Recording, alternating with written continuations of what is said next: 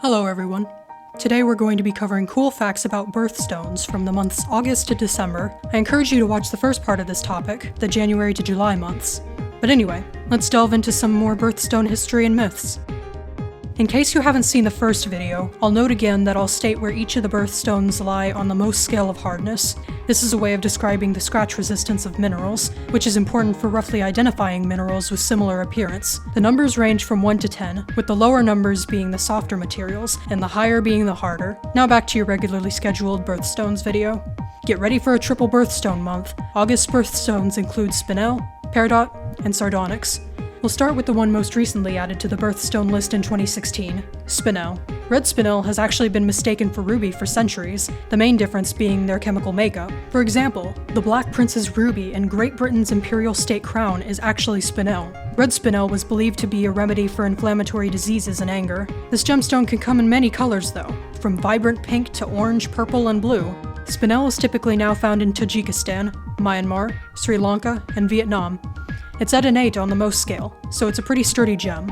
The second birthstone to discuss for August is Peridot. Given the yellowish-green gem, Peridot has been confused with topaz and emerald. Even the island Topazios, the supposed origin of the name Topaz, actually mined Peridot. In addition, the Shrine of the Three Holy Kings in Germany's Cologne Cathedral was decorated with several Peridot gems that were mistaken for emeralds. Anyway, Peridot is believed to shield the wearer from evil, which is likely why many priests and churches would utilize it. In Hawaii, Peridot symbolizes the tears of Hele, the goddess of fire and volcanoes. This association makes sense given you'll find Peridot forming primarily among rocks created by volcanoes. You'll find Peridot in places like China, Myanmar, Pakistan, and the United States, but you might also find it in some meteorites. Since it's at a 6.5 to 7 on the most scale, it's not recommended for daily wear. Finally, the oldest of the August birthstones is Sardonyx, a mix of bands of brownish-red sard and black or white onyx. Sardonyx was popularly used for ancient Roman signature rings, since hot wax wouldn't stick to the stone. Roman soldiers also wore Sardonyx rings with the image of Mars carved into them for protection. Since Sardonyx was believed to channel the attributes of the carved figure, it's said that Sardonyx represents courage, clear communication, and spiritual strength. Today, Sardonyx can be found in India, Brazil, Czechoslovakia, and Germany. It's rated at a 6.5 to a 7 on the most scale, so be careful when wearing it.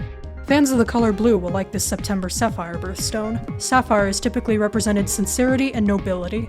Back in ancient Greece and Rome, the elites thought blue sapphires would protect their wearers from harm and envy. Medieval Europeans thought that the gem cured boils, eye diseases, and poison. Ancient Persians thought that the earth rested on a giant sapphire, making the sky blue. Princess Diana wore a sapphire engagement ring which passed down to her son, and then to Kate Middleton, the Duchess of Cambridge. Sapphire can be found in Australia, Tanzania, Kashmir, Myanmar, and Sri Lanka. They're at a 9 on the most scale, so they're durable enough to withstand daily wear.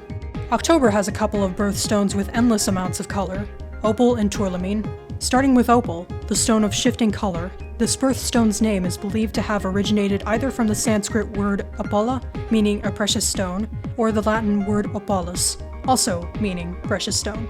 While ancient Greeks thought opals gave the power of prophecy, Bedouins believed opals fell from the sky during thunderstorms, containing lightning to give the stone its precious color. Opals can be found in many places, including Australia, Ethiopia, Mexico, and Brazil. Be careful when handling opal, since it's at a 5 to a 6.5 on the most scale.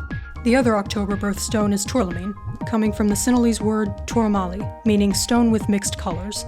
People once believed the stone inspired artistic expression due to its remarkable array of colors and its characteristic called pleochorism, where its color or hue can depend on the viewing angle. It's also been mistaken for other gemstones over the course of history, such as the so-called ruby in the Russian Caesar's ruby pendant, and the many so-called emerald crystals in Brazil found by a Spanish conquistador back in the 1500s. The supposed properties of tourmaline depend on the color, such as green tourmaline, promoting courage and stamina, black promoting self-confidence, and pink promoting love and compassion. Physically, the gemstone becomes electrically charged when rubbed or warmed, so it can attract small dust or paper scraps, giving it the nickname that means ash puller by Dutch traders. Nowadays, you can find tourmaline in countries including Brazil, Afghanistan, and Pakistan. It's rated at about a 7 to 7.5 on the most scale, so it's generally suitable for daily wear. Going into more warmer colors, November's birthstones are topaz and citrine. Topaz is believed to either have come from the Sanskrit word tapas, meaning fire, or the Greek word topazos, Although its word origin means fire, topaz can be colorless, light blue, yellow, orange, pink, purple, brown, and red. Ancient Greeks believed that topaz brought strength, while people from India thought that topaz worn above the heart brought long life and intelligence. Topaz can be found in places such as Brazil, Pakistan, Namibia, and Nigeria.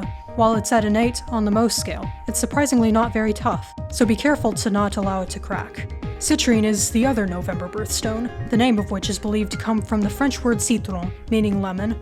This yellow or brownish-orange gemstone has been confused for topaz for centuries, so most people considered it as having the same powers as topaz, plus temper-calming abilities and wealth-bringing. It was popular in Scottish jewelry during the Victorian era.